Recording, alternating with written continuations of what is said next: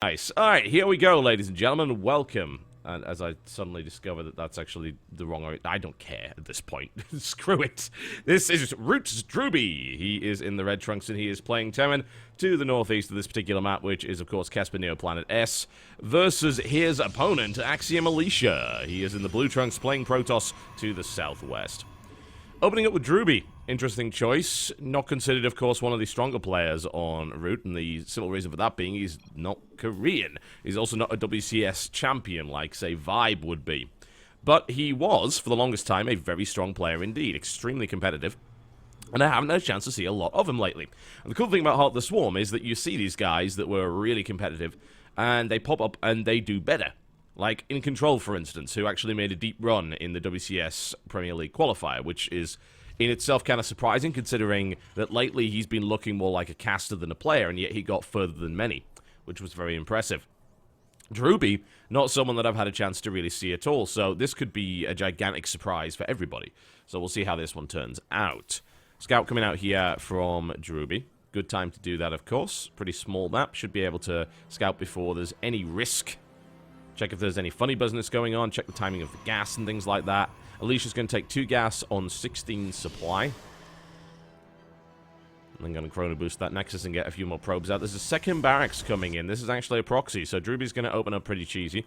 That would make sense in... That actually makes a lot of sense, considering what he is up against in terms of the player. Alicia considered to be one of the stronger players on Team Axiom. Also qualified directly through a very tough bracket, beating half of EGTL to make it into WCS Premier League. Surprise for him is that Alicia actually doesn't scout in this matchup.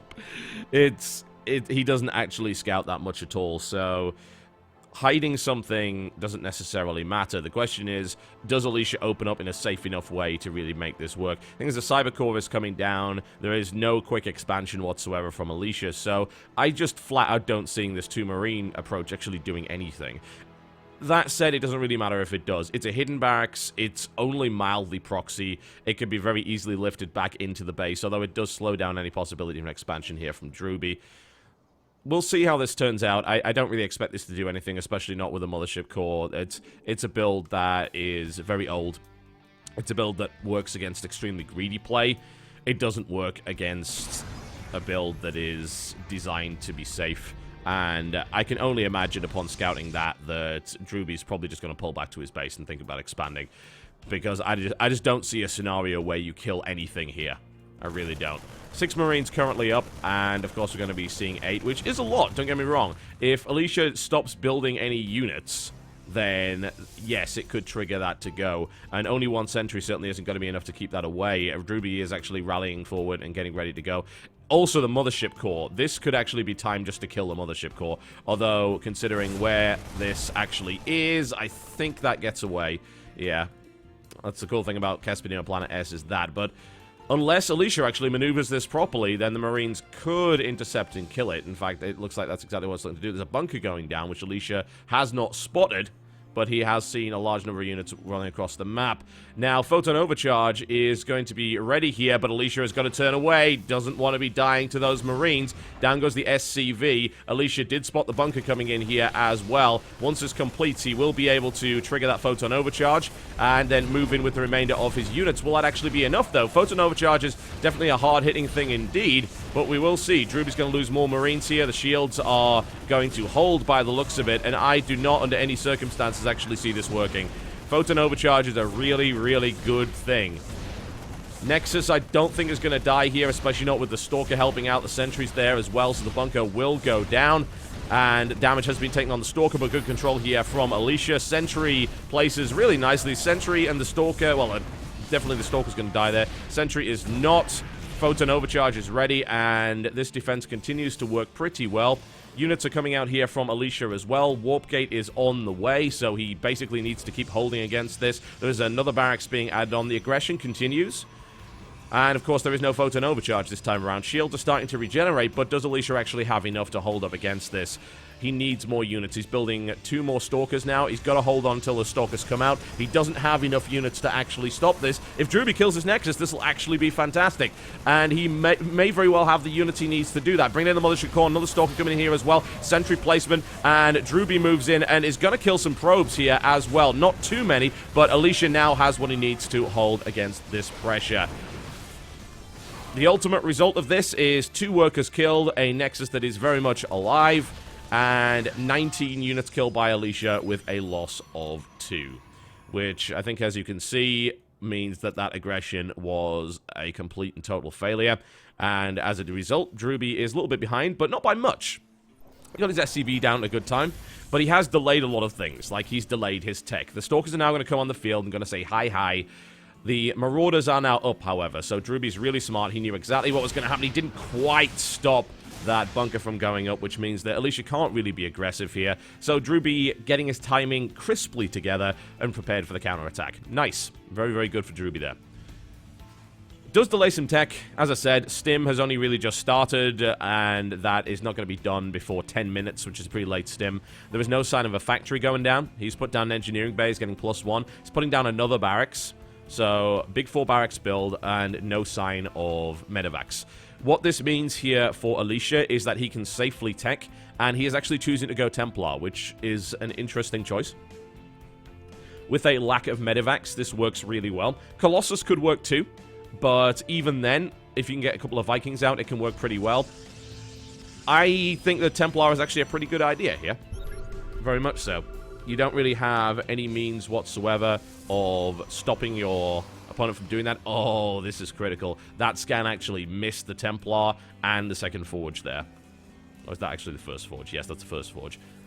Missing the Templar is probably the biggest deal. That would have been a huge tell. Drewby does not necessarily know what tech he's up against. He knows about Templar archives, but that could be a misread. That could mean there's DTs. He could think there's Dark Shrine down. He could also think there is Blink or Charge Tech coming in. Charge Tech is coming in. Oh, man, Alicia is wrapping the Gateway production up now. He's going to go up to a full-on 7-gate Storm composition against the 2-base Terran that doesn't actually have medevacs.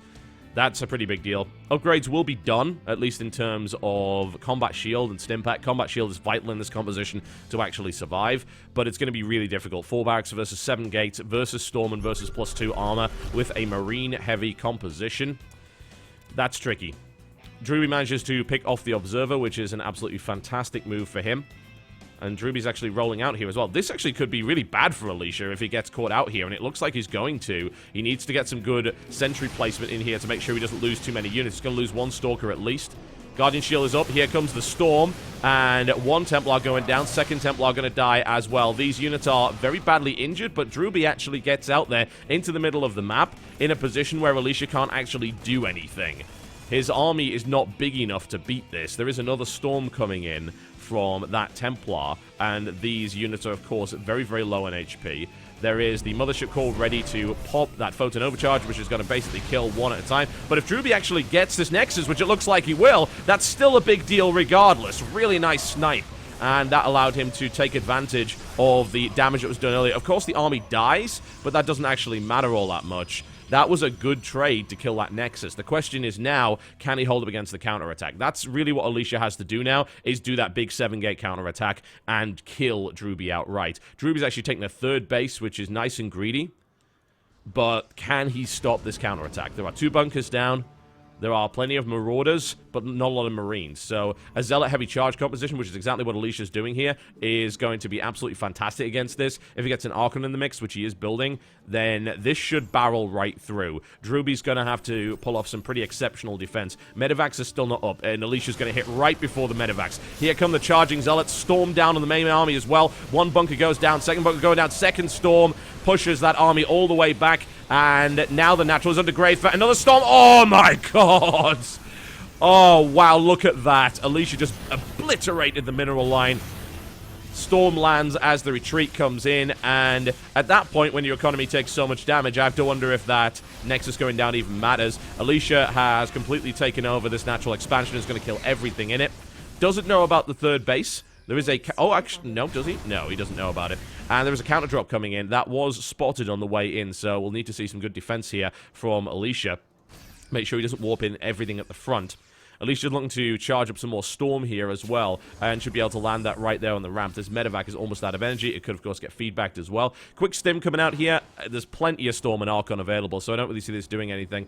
This should have been spotted. Yeah, it has. There's actually Templar and Zealots available to clean this up, so this will not be a problem. There goes the feedback. Out goes the Medevac.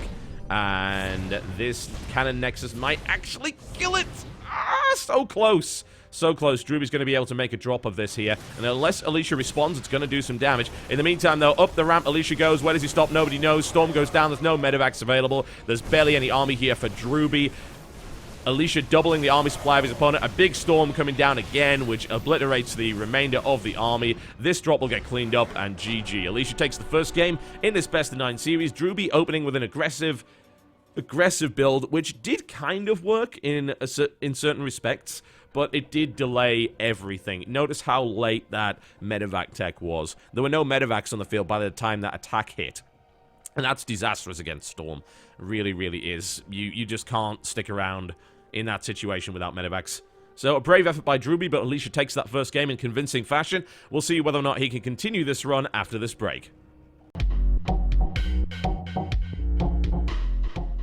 Alright, ladies and gentlemen, are you ready for the next game? I certainly am, and we're going to be going into it right about now. Ladies and gentlemen, welcome to Daybreak. It's my pleasure to bring you Rootcat. He is in the red trunks, and he is playing Zerg to the southwest of this particular map versus his opponent, who is currently up 1 game in this best of 9 team series. It is Axiom Alicia in the blue trunks, playing Protoss to the northeast. Root is bringing out some of their American talent. And Katz is a really interesting one to bring out as well, because you would think, Katz is just a team owner, what can he do? Actually, Katz played freaking good Starcraft, especially in Heart of the Swarm. He has some really interesting builds, and that can be quite dangerous, especially against Protoss. He is a guy that likes to use Swarmhost, and Swarmhost is a unit which is actually quite difficult to deal with if you happen to be Protoss. That can be a gigantic pain in the ass. So, the question is, how do you deal with it? The annoying thing about dealing with Swarm Hosts for Protoss is that Swarm Hosts are borrowed units, and all of the Protoss detection that could actually find them is flying. Yeah, it's in the air. So either use an Oracle, which dies in about a second if it's anywhere nearby, or you use an Observer. And if you pop an Overseer over those Swarm Hosts, it can actually be very, very difficult to dislodge them because the detection can be constantly killed. Combining Swarm Hosts with some Hydralisks, for instance, is something that I've seen Cats do, and it can be extremely effective. Quick scout coming in right here from Cats. Wants to check out exactly what his opponent is doing. No funny business from Alicia. He's not really known as a funny business player. He's favoring a lot of 2-base, really powerful timings right now, which a lot of people are really struggling against. But in the situation where he's not able to pull that off or doesn't feel like it's a good idea, he will happily just roll forward and play 3 or 4 bases and just power up the Colossus deck. It's more of a Crank-esque build. Crank is playing this big 3-base style right now that is very, very upgrade heavy. Whereas Katz, on the other hand, is going to be dealing with Alicia. Unless, of course, he beats Alicia, in which case he may very well end up against Crank. Although, I can't imagine that Axiom would want to send out another Protoss if Alicia were to lose this particular match. Alright, a little bit of a different build here from Alicia. He's only going 1 gas, so he's powering his economy forward. I would expect his expansion to come down any moment, and here it comes. With the hatchery first play here from Katz, there isn't really a huge amount of risk that we're going to be seeing any early aggression. He is, however, still mining gas, which interests me. We'll see if he stops mining around 100 and see if he grabs speed immediately or if he pulls something else out entirely. There is the 100 gas, and Katz has pulled everything out except for this 1 worker. What that means is 99% of the time he wants this lair timing, where when this 100 gas ticks over, he's going to build a lair. And with 1 drone in place, it's a pretty cool timing to have. So, it's actually very Wings of Liberty-esque here from Katz, so nothing out of the ordinary here. In the meantime, Alicia with the pylon down on the lower ground. Mothership Core is now out and on the field. Of course, versus Zerg, there's very little risk of using that Mothership Core as scout, unless your opponent is going for some really, really early pressure, which is not happening. Katz has only built 2 links, and since Alicia, I think Alicia knows the timing. Yeah, he did scout it, so he's really not that concerned. That means this Mothership Core can kind of be annoying. It can poke in here and there. Thankfully, for balance purposes, the Militia Corps does only attack ground. If it attacked air, then it would be the worst thing ever, because there would be no way that the Zerg would be able to stop the Militia Corps from just killing all of the Overlords. Third base is going to get scouted here, so once again, Katz is not going to get too aggressive early on. He is continuing to power his economy. He's going to add a few lings in here and there just for map control. 3 more gateways being added on by Alicia as well. He's actually using them as a wall-off at the front. This is a forgeless build, and this is something that Alicia has done before. If I recall correctly, Alicia used this against Revival in the WCS NA qualifiers, and this is a really nasty build if it's the same one, because it hits really hard at a very awkward timing without upgrades, and it is so painful. It is really, really nasty. So we will see what happens there. There is a Roach Warren coming down here from Katz, but considering it has 3 bases, that could very well be defensive. So he knows pressure is coming in his direction. There is a proxy pylon in place as well, so Alicia is most likely going to start applying 4 gateway pressure to the natural expansion. He's going to use sentries to do it. He doesn't have a robo, which, you know, this could be this big sentry immortal timing, but it's not. Lings are now making their way in here, and there is a bit of a, well, there is 1 sentry in place, so unless Alicia actually messes this up completely, there is no way that this should really do anything. The Zealot Warping is occurring as well to back this up, and his opponent knows. Katz is well aware of what's coming in. Question is, can he make anything out of it? He actually missed the army, but he did see the proxy pylon there. He will turn around, and those Lings don't get trapped here by Alicia, which is good news, and however, he's going to have to deal with the pressure that's coming into his third base right now. With a lot of sentries in play and some zealots, he might very well be able to snipe this base. That force field was nice because it allows for the queen to be trapped. There are no upgrades here, so the zealots aren't as effective against Zerglings. I don't know if Katz is going to be able to hold this. Maybe he can. He gets a good surround here on the sentry. He's going to have to see some sentry play being done here. If the force fields don't go down, that was a wasted sentry right there. Dealing with the queen, more pressure coming in, more warpins coming in as well. Alicia just goes right for the throat here. Zealot versus Roach is usually a terrible idea, but it is working out pretty well here. There are enough numbers, and the third base is now under threat. That last Roach is now going to fall. Another queen pops out here, which is actually going to... No, maybe... No, it's not going to get a sentry. Time Warp placed down because Alicia thought maybe, just maybe, that queen actually gets the kill, but it doesn't. This is good control here by Alicia, actually. Really, really good. Great surround, however, by Katz. Is able to take down yet another unit, and there's the recall out here with the remaining units, and Katz loses his third base, which is a little bit unpleasant to say the least. In the meantime, Katz wasn't really able to break this front or do anything along those lines. Alicia actually manages to get a probe in there, which is really wonky, and he's now going to follow it up with Stargate play. Alright. Interesting. Proxy Pylon will get cleaned up, but it leaves Katz with a whole bunch of units that he can't do anything with, because hitting the front now is not even an option. There are way too many sentries, and the Mothership Core is there starting to charge energy for a photon, which means that any attempt to attack here by Katz is just not going to work. Katz is going to build a Hydra Den and probably try and go with that, and that is a good build, especially considering his opponent did go Stargate. The question is, does he know that? The answer is no, he does not. Nope. Stargate is right there, so he doesn't actually have any scouting information. But it's a good read, I feel, by Katz. It's a really good read.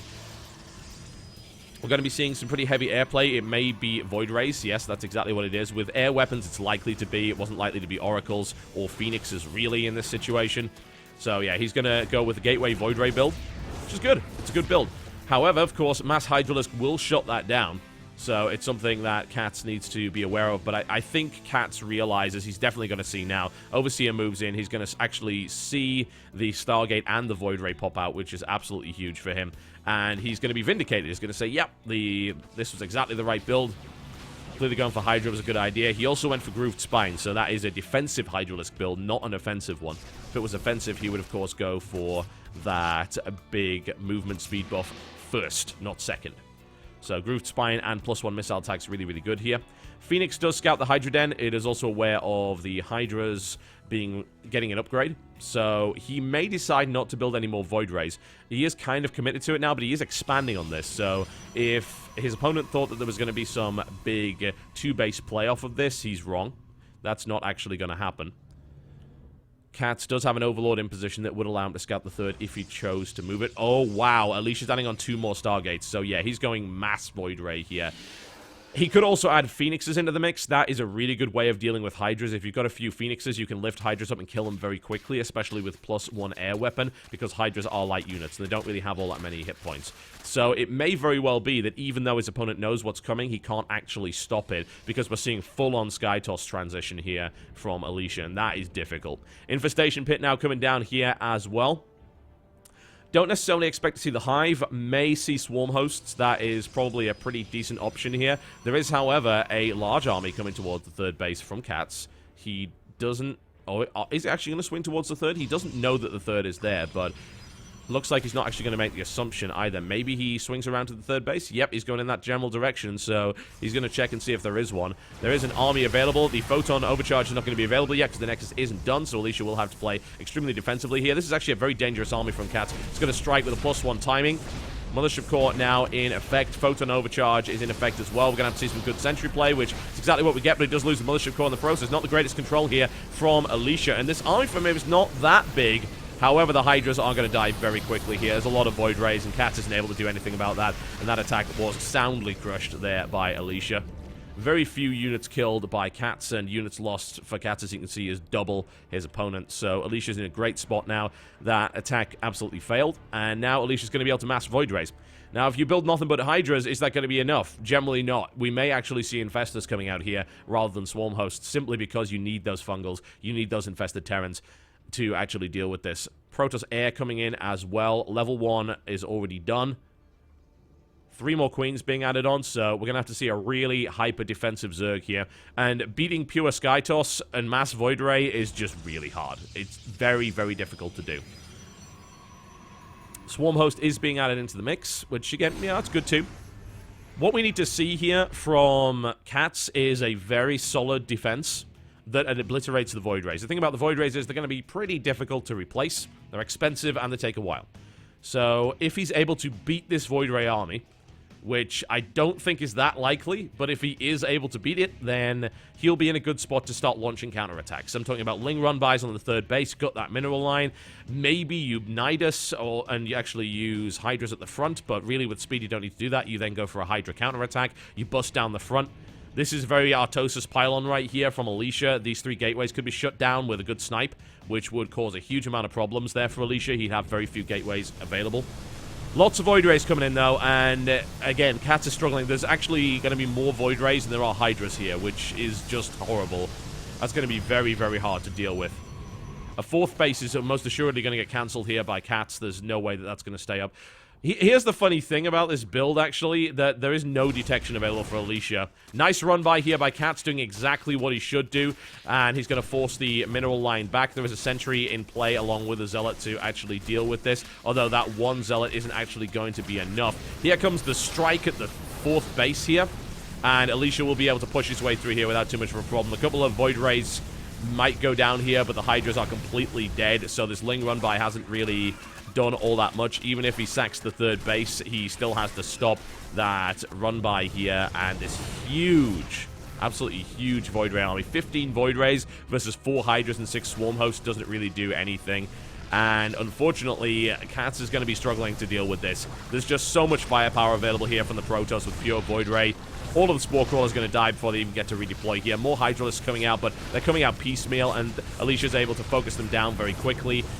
So I have a feeling Cats just kind of dies right here. He doesn't have anything he can really use to stop this. The Swarm Hosts are a nice idea, but at the end of the day, you just can move past them, so it really doesn't matter all that much. Alicia's now going to kill the Lair, he's going to kill the Hydra Den, he's going to pretty much kill everything with the Mass Void Ray, and the supply tells a very ugly story. GG, ladies and gentlemen, and that is Cats taken out here by Axiom Alicia, who is currently up 2-0 in this best of 9 series. Do we see one of the 2 big Korean powerhouses from Root come out now? Considering the rules of this tournament, which allow for a resurrection of any player on the Ace match, I would expect to see... maybe you send out Yu-Gi-Oh! I wouldn't send out Sage in this situation because Alicia's PvP lately has been godlike, so that seems like a really bad idea. I think, honestly, we have to see either Yu-Gi-Oh! Or Vibe come out now to actually deal with Alicia. We will find out after this break, folks. Don't go anywhere. Alright, ladies and gentlemen, are you ready for the next game? I certainly am. We're going to be going into it right now on Ohana. Out come the big guns. Oh, yes, indeed. Here he is. It's Root Sage. He is in the blue trunks playing Protoss to the northwest of Ohana. Versus his opponent, who's currently taken 2 games from Root, but now has to face against one of their stronger Korean players. It is Axiom's Alicia in the red trunks playing Protoss to the southeast. Alright, well, historically, certainly over the last couple of months, Alicia has been very difficult to beat in PvP. As in, I don't recall one that he actually lost. Those of you who don't know, Alicia has had really bad luck with tournaments. And I say this simply because whenever he qualifies for one, the tournament never happens. Which is really unfortunate. He went through the IPL 6 qualifier and beat everybody. He actually won that. That was the Korean qualifier. He beat, I think, no less than 6 top-level Korean Protoss to get there and dropped only 1 map the entire way through. That's nuts, by the way. People he beat, in terms of Protoss, include Squirtle and Tia, who is one of the best players in FXO. There were also a bunch of other Protoss. There were so many Protoss he beat that I can't even remember. And he consistently wins these PvPs. He beat JYP, if I recall correctly, in the WCS NA qualifiers a couple of days back. But we will see, because PvP is a very volatile matchup. You can be very good at PvP and still just lose PvP randomly, because that's just the nature of PvP. And Sage is going to be placing a proxy here by the looks of it. The question is, what is it for? It could very well be for Proxy Oracle. Alicia actually favors that build. He really does like the Proxy Oracle play. But Proxy Oracle on Ohana is ridiculously common. So I have to wonder how effective that is. If Alicia actually plays a defensive build rather than going for straight-out aggression, and then the Proxy Oracle comes in, he actually should be fine. Stalkers kill Oracles fairly quickly, admittedly not before it does damage to the mineral line. It could, of course, be some weird proxy gate play here from Sage, but that's unlikely considering the Cybercore is coming down here. So once this Cybercore is complete in 25 seconds' time, we'll probably see a Stargate. That's the most likely. It's not the only thing. It could be something weird like Proxy Robo, which can be very unexpected, but we will see. Alicia's going to scout and see what he can find. Hasn't checked the proxy location as of yet. It's a bit of a funky one as well, because if you want to be really close, you can put it here, but that's a more often scouted location. Here is cool too. With an Oracle, that means it's like 2 extra seconds to get to the main mineral line. It doesn't actually make a damn difference. As you can see, he's already rallied there. So this really comes down to what Alicia sees, or more to the point, oh wow, he didn't actually go in. That's huge. Second gateway coming down. Alicia will... If Alicia gets aggressive here and actually moves out with his Stalkers, Alicia just dies immediately. This is the really dangerous part of Proxy Oracle. It does a huge amount of damage. Mothership Core is on its way. So, you know, we might see the Mothership Core hang around and use its cannon, but we will see. There's actually a Stargate coming in from Alicia as well. Building a Phoenix here would be good, but of course this is pretty late, so he's not going to be getting a Phoenix out before an Oracle actually hits here for Sage. So what does Alicia do? Does he stick around and play defensively? The hope is that he does, because if he doesn't, then this Oracle is going to be absolutely massive. There is a probe out in the field, which means that he'll probably start to place a proxy pylon. He still did not scout the location of the proxy Stargate here. So this could be really brutal, especially since the Mothership Core is moving away from that Nexus. This should be really, really damaging if this is pulled off properly. Another gateway's coming in here from Alicia, which is nice, don't get me wrong, and Warp Gate's about to finish, but the proxy pylon is down. There is a Stalker here ready to defend against an Oracle, but this is still going to do damage. With only one Stalker, that's not going to kill the Oracle all that quickly. Alicia immediately reacts to it before too much damage is done, pulls his probes. He has currently lost 3, trying to bring the Oracle down here, and will he lose another one? Yes, he will. Cost of 6 workers in total, which takes Alicia down to 17. That's pretty bad, actually, especially in a 1-base versus 1-base scenario. That's exactly what you want to be doing. Sage has done what he needed there, and he, by the looks of it, isn't even going to build another Oracle. He wants to prepare for a defense, and he should be able to do so pretty well. If you look at the probe count, he's in a great position to make this work, and he should be able to do damage here. The Mothership Core now knows about this proxy Stargate. The awful thing about this Stargate is that if it's not powered down, then he can still send another Oracle in at some point. Oh, Sage actually is going to see that Oracle. That is huge. Alicia is not going to get any surprise here whatsoever. Sage is completely ready to defend against this, and this counterattack with the Oracle isn't going to do anything. So Alicia now either needs to prepare to expand, in which case he is behind, especially since Sage is actually going for Blink here as well, or he needs to go for some big attack on the front. Otherwise, he is in a really horrible spot. His tech is way behind in every respect. His Twilight Council only just coming down here. Blink coming in. Alicia's going to wait. What I think Alicia's going to do here is he's going to wait for his opponent to attack, and then he's going to backstab with the Oracle. Alternatively, he's not going to do anything of the sort. He shows the Oracle, and there's no way he can go in there. However, the fact that this Oracle is still here is a threat in and of itself. It says, hey, I've got an Oracle. When you move out, either you're going to move out with a reduced force, or you're going to deal with the fact that I actually have an Oracle in play. And he's moving around the usual defensive area of these Stalkers. The thing is, these Stalkers will have Blink in the next 30 seconds, but this Oracle's actually going to hit directly before that. This aggression's coming in, and that of Pylon is, of course, going to be cancelled. Alicia takes down 2 probes. He can take down 3. He can take down even more than that. He's actually focusing on the Stalkers, which is completely wrong. He's going to lose this Oracle with only 3 kills, which is really bad. He's now dealing with this engagement on the front here, and Sage is just powering forward. Alicia's going to have... I don't even think it's possible to defend this, actually. That had to do damage, it didn't. It's 10 Stalkers with Blink versus 3. I don't see any way of Alicia actually defending this right now. He is going to go Dark Shrine, which is a pretty good option here. In fact, it's kind of the only option he really has. But the question is, does he even live long enough to make that work? He does have a second Photon Overcharge available here, which will certainly help him in this scenario. But defending this is going to be very, very difficult. He is defending against Blink here, which is absolutely massive. Very, very difficult thing to deal with. There's no Blink coming out here from Alicia either. Another Cyber Core coming out from Alicia, actually. He's building a backup Cyber Core at the back because he knows that it's vulnerable. If he loses that Cyber Core, he is dead. He knows that. Dark Shrine is up in 25 seconds here. There is another Photon Overcharge available as well. But of course, with Blink, it's going to be very, very easy to micro against that. Alicia does not have Blink. He's waiting for this to finish. He's got to warp in Dark Templar, which actually might be enough to throw this back. It really, really might. Cybercore is about to finish, so sniping that actually won't make that much of a difference at all, especially if Sage overcommits to it. DT warping in here from Alicia. Now, here's the thing. An Oracle is going to detect this. Sage has an Oracle. He can build one at any rate. So this DT is only going to do so much. He can, of course, harass with it. There's another DT warping in, and Alicia is going for that big Dark Templar backstab. The Oracle can only be in one place at once. So right now, Alicia can actually completely destroy the economy of his opponent. There's no detection for this whatsoever. And Sage is now actually in a spot where you would say, oh, what do I do? Well, Sage is probably going to have to go for a big base trade here. With Blink, he can still do that, but bear in mind there is going to be another Photon Overcharge available in the next 35 or so seconds. The mineral line of Sage has been essentially destroyed entirely, and there are actually no minerals left for Sage either. So what he's got now is his army. That's it. That's what he's got. There's one Oracle on the field. There's going to be a second Oracle as well. Sage is going to go and attack right now. Alicia must defend against this. It's a really nasty base trade scenario. There is actually no Photon Overcharge energy available here as well. Sage could still win this from this position.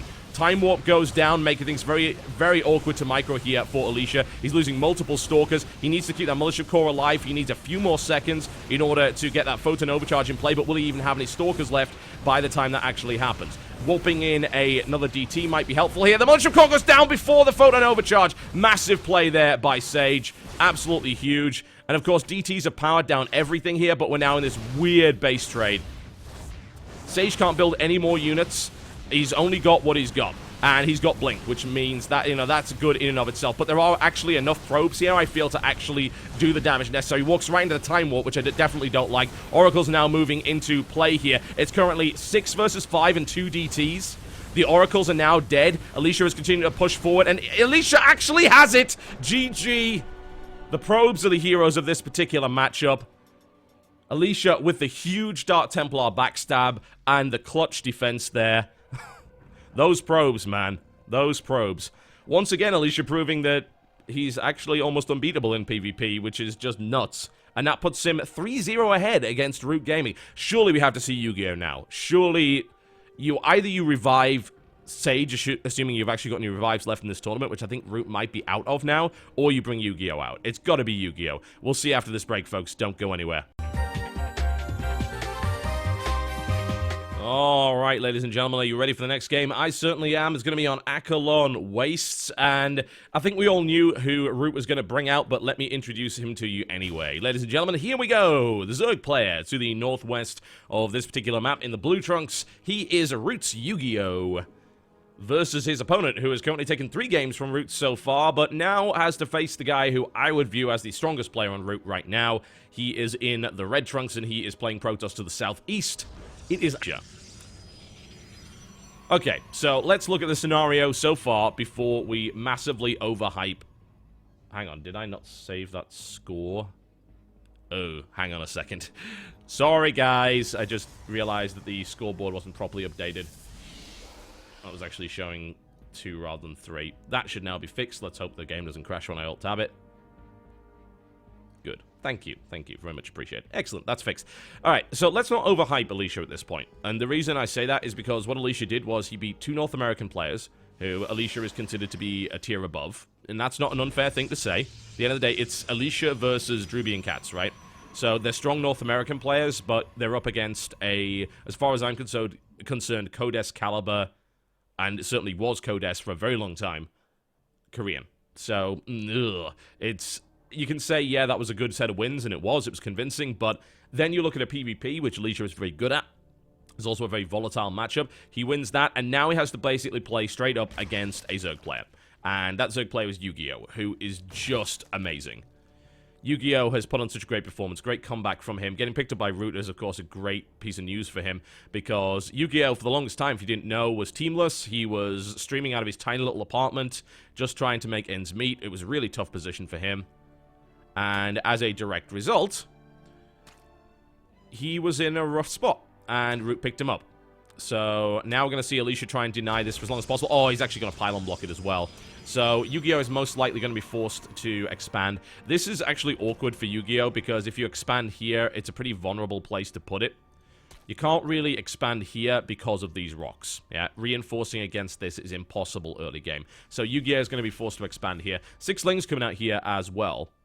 So with the pylon being built outside of the base, this actually gets a little bit awkward for Alicia. 6 Lings is going to, it can get into the base and can do some damage. There's only going to be 1 Zealot out by the time this actually hits, so he's most likely going to have to pull probes if Yu-Gi-Oh! Decides to commit to an attack. Pylon has now been cancelled. Yu-Gi-Oh! Is able to expand there and will then take his 3rd base there as well. Oh, there's a Nexus coming up as well. This is actually really bad for Alicia. Because the 6 Lings coming in response to this, it's a bit greedy for Alicia to actually take this base. He's actually building no units as well. He cancelled his Zealot and went for Mothership Core instead, which is actually fine, because the Mothership Cores come out pretty quickly. They just don't kill Lings that fast. So I would think there's probably going to be enough to stop this, but we will see.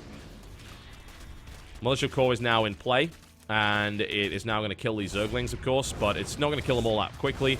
But actually, I think he's just fine. Yeah. I keep forgetting the Mothership Core exists. Like, in Wings of Liberty, it's like, oh no, 1 Zealot versus 6 Lings? This is going to suck. But in reality, no, the Mothership Core just kills that, so it's not really a big deal. 2 more gateways now coming down at the front. These Lings will poke, but they won't really do anything. There's actually no sign of gas coming out here from Yu-Gi-Oh! Either. So Alicia is in a situation where there is actually no risk whatsoever of him dying right now. So this expansion's at a pretty good time. Obviously, a 3rd has been taken here by Yu-Gi-Oh! As well. So for the next few minutes of the game, we might see some passive play.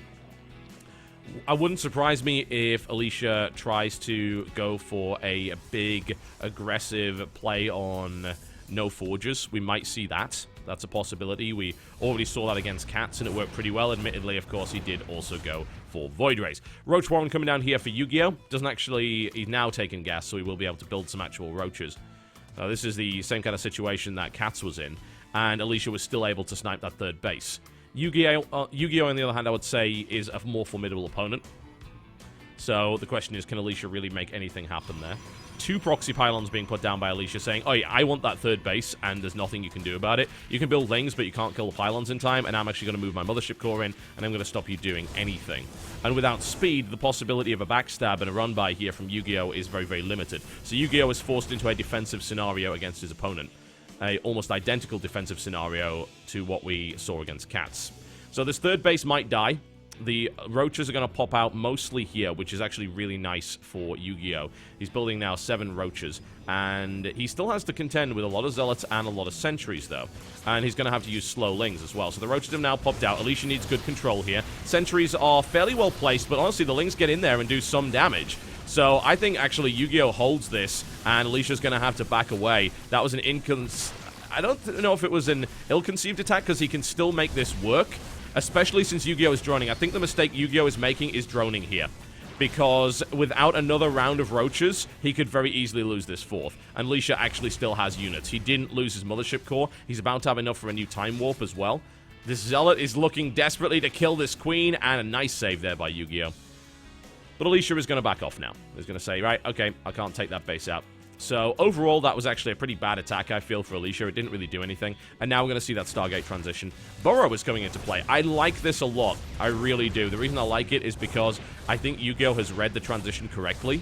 And as a direct result, and this Militia Core has to get out of there right now. This Militia Core actually dies right now. That was a mistake there by Alicia, definitely. This transition, I feel, was read quite nicely by Yu-Gi-Oh! And Burrow is exactly the right move. Yeah, exactly the right move. He actually did scout the Stargate as well. The thing about Burrow is that the Stargate is going to be producing units, and he's going to be forced to keep his Oracle at home, otherwise he won't have a detector. So, that's the situation he's in. Big Burrowed Roach play here from Yu-Gi-Oh! Could prove to be absolutely massive. He's got a lot of roaches on the field now. He's up to 6, and he's building a lot more Lings as well. Another Mothership Core is going to come into play, but pretty much actually building a Void Ray is the wrong call here, because again, against Burrow, he doesn't really have anything. He doesn't know that Burrow is coming. It may be that getting one Void Ray is a good idea, then getting an Oracle, but the thing is, he's not going to see Burrow on this attack. We'll see. Alright, here comes the aggression here by Yu-Gi-Oh! Pushing out just a little bit. Burrow's going to be done in 5 more seconds, so this is going to contribute to the fight here. Another sentry has been warped in, and that's been repulsed, but the next attack is going to be the nasty one, because he's going to be dealing with Burrowed Roach play. Another Void Ray is coming out as well. I don't think there's enough roaches to really bust this, even with Burrow, so I don't necessarily think that's the biggest deal, but there's now a Spire coming out as well. And as I said, Yu-Gi-Oh's in a great spot. His economy is rolling quite solidly, and the third base did not get denied, as it did in the game versus Cats. That's kind of a big deal. Yeah, a really big deal. So, what does Alicia do to handle that? Yeah, Void Rays, okay, that's fine, but the thing is that the Void Rays are only coming out one at a time. And that means that there's a situation where Yu-Gi-Oh! Could actually build a lot of Mutas. He is starting to bank gas, so he should have enough gas for 7 Mutalisks, or 6 with a +1. And he could look to try and deny that third with that. And Alicia doesn't really have a lot to defend against that. 6 Mutas is probably not enough to kill it because of the number of Stalkers on the field here. But if Yu-Gi-Oh! Manages to mass up more like 20, then Alicia is going to be forced to build Phoenix. And that's pretty awkward for him. Alright, Spire's done. Let's see it. We're probably going to see 9 Mutas come out here instead. I underestimated the amount of gas that was coming in, I think, from those 3 bases. 4th base is now being taken by Yu-Gi-Oh! As well at a great timing. 10 Mutas on the field now. Alright, well, Alicia actually has no scouting information. This is one of the big kind of weaknesses of this build. You can hallucinate a Phoenix, but Alicia actually has chosen not to do that because he's keeping his Sentry energy in play. 12 Mutas would be pretty damaging. There's only 4 Stalkers on the field, and yeah, Void Rays do kill Mutalisks, but not all that quickly. So I'm not entirely convinced that Alicia is going to be able to successfully defend against this without taking significant damage. 2 more Stargates are being built, so really this Muta is kind of a timing where once these 2 Stargates come out and he produces Mass Phoenix, he can shut this down completely. But this attack towards the third is going to hurt a lot. So the question is, can Alicia actually handle it? He still has no detection, so Burrow is really going to come into play here. Alicia moving out with his Mothership Core. If the Mutas wheel around and kill that, then that's kind of a big deal. And in fact, they will, unless Alicia chooses to use Recall on just the Mothership, which he's not going to be able to do. That dies immediately. So again, another mistake from Alicia with the Mothership Core, allowing that to be sniped off by the Mutalisks. And now he's going to move into defensive position. I think he can defend this, but he is going to be harassed. There are 2 more Stargates coming up, so if more Mutas actually come out here from Yu-Gi-Oh!, then Mass Phoenix will shut this down pretty hard. Cannon's coming down here as well, but he still has to deal with this harassment. This army cannot properly respond to an attack into the main base. There are not enough Stalkers to stop this many Mutalisks, so the main is going to take a lot of damage here. And as he tries to maneuver around, he is going to be struggling. Moving the Void Rays in against the Mutas is very risky. There's no Photon Overcharge available. It's currently 88 drones to 62 probes. The Phoenixes are about to pop out, and once they do, this is going to be a great position for Alicia to actually defend. So basically, he needs to not take too much damage, and then put himself in a good position where his Skytoss army can attack the Zerg. The thing is, the Zerg is taking a 5th base right now, so you're going up against an economic powerhouse while having your own economy harassed. That's really nasty. The supply difference between these two is massive. 20 Mutas, 7 Roaches. Again, a lot of Phoenixes coming on the field, and properly microed, and this is on the Korean server, by the way, these Phoenixes will unquestionably kill these Mutalisks, but you've got to be careful. Like, Yu-Gi-Oh's micro is pretty good too. His control is absolutely excellent. He's bunching them up. He's making sure not to lose too many mutas. But now the Phoenix count is getting high enough where the Mutalisks actually just get thrown back entirely. More spores coming out. Yu-Gi-Oh is going to try and tech to hive here. He's also building pathogen glands. Infestors are great against this. Fleet Beacon is coming down. So we will see not only the ability to upgrade a lot of air weapons and air armor, but you will also see what the hell do they call it? The Anion Pulse Crystals coming in. Ooh, that was a messy move, actually, by Alicia. Moving across 4 Spore Crawlers. Big mistake, losing 2 Phoenixes in the process. Still 16 Mutalisks on the field. There are no more Phoenixes coming out. He believes that 6 is enough. I don't know if he's right there. I mean, there are 16 Mutalisks. If he continues to build mutas, he can actually still kill this army. So, let's not underestimate it. Alicia is very much behind here. His opponent is about to max out. He's going to do it on Infestors, which is going to completely brutalize this Skytoss army here. And on 5 bases, Yu-Gi-Oh is in the best possible spot he could be. Now Void Rays are coming up, so he's going to be looking to try and get 10. Anion Pulse Crystals is coming in as well, which is great against the mutas, obviously. And it does give him that extra control, means that his Phoenixes don't necessarily move into range of... Oh, God, look at all that static defense. That's insane. They don't necessarily move into range of the fungals, so it can still be a little bit tricky for Yu-Gi-Oh, but let's not underestimate Yu-Gi-Oh in this position. Good God. He's on 92 drones. He has kind of a small army, but the thing is that Alicia's not in a position to max out yet. He is now on 3 bases, which is good for him, but he's not maxing out. So this is a position where Alicia is kind of going to struggle a little bit. Now Alicia can go hunting. He has Anion Pulse Crystals, which means he has range 7, which is really, really good, rather than range 5, which he had previously. So he will be able to shut down mutas very quickly, and he can kite all day, every day with that. So Alicia now decides to sit back. Kind of makes sense, but he is going to have to deal with attacks coming his way. Zerg is now on 5 bases, so Yu-Gi-Oh being maxed out, it makes sense for Yu-Gi-Oh to attack. The thing is that Yu-Gi-Oh being on 5 bases, he probably doesn't want to do that. If he sits around and waits for Broodlords, then... it's still a weird thing to do, isn't it? Because, like, Broodlords, he has Mass Void Ray. Well, if he kills the Void Rays, then he'll be in a spot to be able to use Broodlords, right? Great Aspire otherwise didn't really make a whole lot of sense in this scenario. Great Scout coming in right there. I believe that was a hallucinated Phoenix moving in. So he scouts. He knows exactly how many bases he's up against now. The question is, can Alicia actually kill them? The creep spread is really good here for Yu-Gi-Oh! He is almost to his opponent's 3rd base, which is absolutely brutal. Hallucinating another Phoenix here to scout. The Skytoss army is massive here from Alicia. He has 11 Void Rays and 6 Phoenix. That's kind of huge. Okay, I guess his stuff got stuck there. Yeah, okay. He actually supply blocked himself by doing that. I'm really not actually sure why he did that. It must have blocked it or something like that. He mustn't have been able to get out. So that was kind of awkward for him as well with the supply block. So, I don't know. Ling's now coming in. Yu-Gi-Oh! Man, it's almost like those Lings weren't actually Speedlings, but they are. They're just moving pretty slowly off creep. Yu-Gi-Oh! Now has this gigantic army and a really good defensive position and can start to push forward all of his stuff. He could build more Swarm Hosts if he kills the units here. If he goes in for an attack and then remaxes on Swarm Hosts, his bank is huge.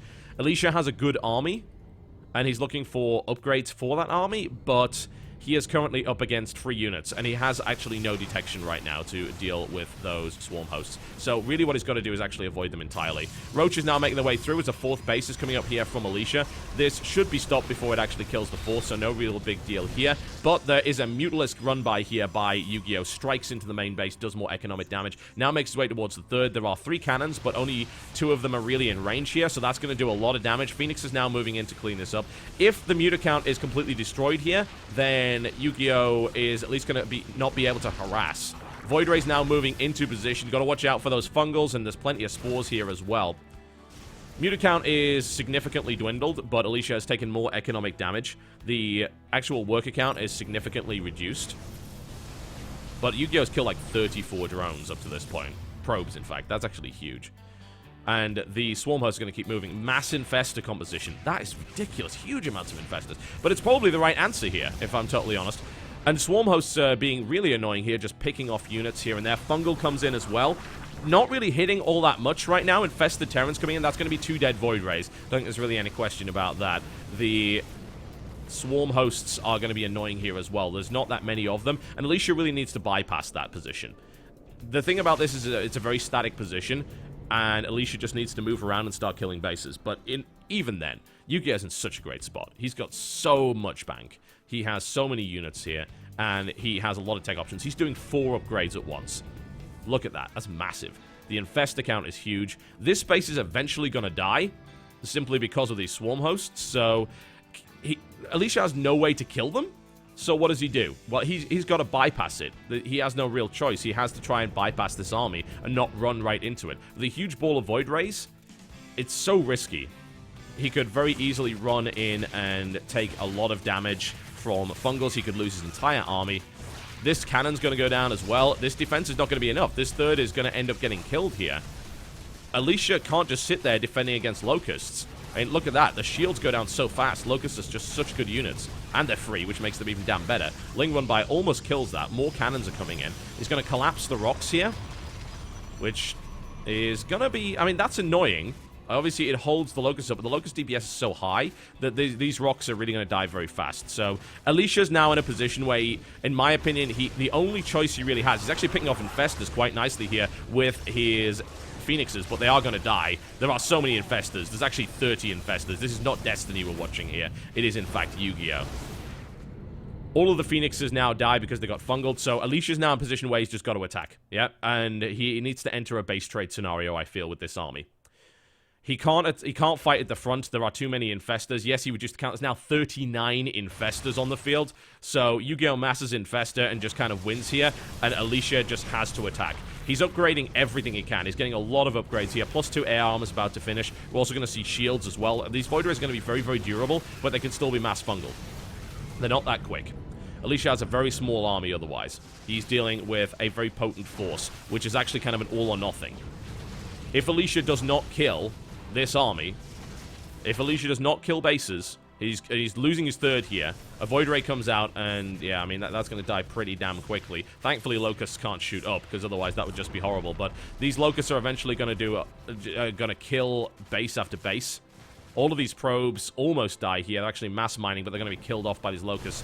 There's going to be an amazing engagement here from Alicia, and he's got to somehow avoid getting fungled by 39 Infestors in order to actually win this game. It's a very powerful Void Ray composition, but look what he's up against.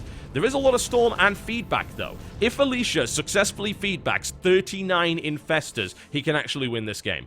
I know, that sounds ridiculous, doesn't it? But if he feedbacks those Infestors and actually just then leaves them alone, his opponent ends up being supply capped, and he can't actually stop these Void Rays. The idea that Alicia could do this is ridiculous, but it's actually possible. Oh, great fungal there by Yu-Gi-Oh! Doesn't kill them, but this follow-up might. Another feedback goes on. That's actually going to be 4 Templar dead. Oh, they get out. They actually do get out. Storm comes down here as well. He knows there's a lot of Templar in position. There's a 5th base down. Another Storm comes in here. He's desperately trying to pick off these Templar because he knows they're a huge threat. The 3rd base is now dead. There is a 4th up, however, for Alicia, and he's able to mine from it. Yu-Gi-Oh's drone count is actually significantly diminished. He's turned a lot of stuff into static defense. There is a huge amount of it. He wants to fight in the center of the map right here, where his Infestors are strong, where his Swarm Hosts are strong. But he sacrificed so many drones, and now after losing his 5th, Alicia's actually playing catch-up very well. 2 more Stargates being added on, +3 air weapons coming in here as well, +3 flyer attack coming in from Yu-Gi-Oh! Which is a really interesting choice, actually. It's like, I'm going to upgrade +3 flyer attack. Really? I mean, what are you going to build against this? 23 Void Rays? You can't mass Corruptor against that. Void Rays kill it so fast. Now, this is still really tense, because basically Alicia has 1 army. If he loses this army to Fungal, which is very, very possible indeed, he's backing off now.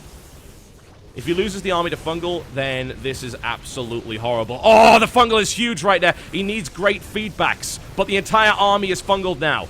Huge amounts of damage being inflicted. Feedback coming in left and right, but if Alicia loses this Void Ray ball, then he is most assuredly out of this game. More feedbacks coming in. I don't think it's going to be enough. There's just so many Infestors. Void Rays, can they actually get out of here? There's no way. They're going to be chain fungal to death. There's no feedback available now on the ground. These 22 Void Rays are going to die en masse here. Oh, Alicia actually escapes with the majority of them. Unbelievable. Wow, that was a slip up there from Yu-Gi-Oh! He could have killed the entire army of Alicia, but that didn't happen. Alicia's now building 5 Void Rays at once and more Templar. Yu-Gi-Oh! Is still in a really great position. Yu-Gi-Oh! Is he is ahead in every possible respect right now. Is Alicia out of the game? Not quite, but it's close. Yu-Gi-Oh! Is playing really, really well, but he did make a mistake there. That base is dead. There's no real question about that.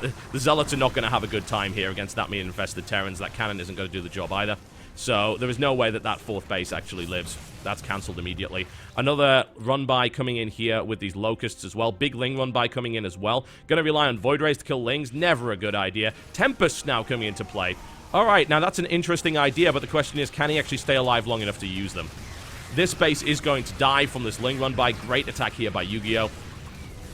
He still has this base alive, and that's pretty important. That's kind of his big mining base right now. He's mined out here. He's pretty much relying on that base alone. Yu-Gi-Oh! Is almost mined out here, but he's got all of this. So Yu-Gi-Oh! Is still in a great spot, and he's also got a big bank as well. A lot of tech options. More Infestors. It's going to be mass Infestor here, but we are going to see... Oh, big Fungal. Huge Fungal here. Can he even get the Tempest transition out? He probably can't if he keeps making that happen the way that it is. It's down to 18 Infestors. Alicia is trying his best to deal with this. Feedbacks are going to come in. Or are they even going to get past the Swarm Host? They're actually not. Great moves here by Yu-Gi-Oh! There's still a lot of Void Rays dying here. Tempests are now on the field. So he actually now finally has a method to deal with these Infestors. But as soon as the Tempests come out, I've got to say that Alicia's probably going to start to work on... In fact, Yu-Gi-Oh, sorry, is going to end up working on a lot of Corruptors with +3 to actually deal with this. Infestor count is now at 29. He's building another 11. Alicia is still alive in terms of his Void Ray count, and he's actually dealing with the Swarm Hosts now. But there are still 11 on the field. Where does he attack? Well, this base dies. This base dies right now. There's really no way to stop that. With the Tempests, it means that the Infestors are going to have a really hard time unless they burrow, which they probably will. A big pop-out attack could catch Alicia completely off guard. Tempests are now engaging in a big Fungal as well. Great catch here by Yu-Gi-Oh!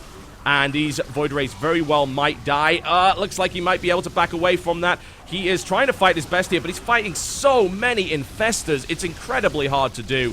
I think Yu-Gi-Oh! Is probably going to end up taking this. These Void Rays are going to get chain fungled again. The Tempests continuing to engage. They're engaging against the wrong targets. They're fighting against the Locusts here. Alicia is not controlling this properly. He's trying to deal with the fact that there are now +3 Mutalisks in his 4th base, completely gutting it here. Yeah, if Alicia had better Tempest control there, he would have probably done a lot better. But at the end of the day, he didn't do that at all, and that is really problematic. These Tempests can probably kite all day, every day, but there's the GG. Nicely played by Yu-Gi-Oh! He puts one on the board for Root and starts the comeback. All right, folks. Well, who do we see next, actually, coming out from Axiom? I would think you probably send Crank out in this position. You can send Ryung. He's really great in this matchup, too, but I think you send Crank. We will see. We'll find out very shortly, folks. You're currently watching this series between Axiom Esports and Root Gaming. Don't go anywhere.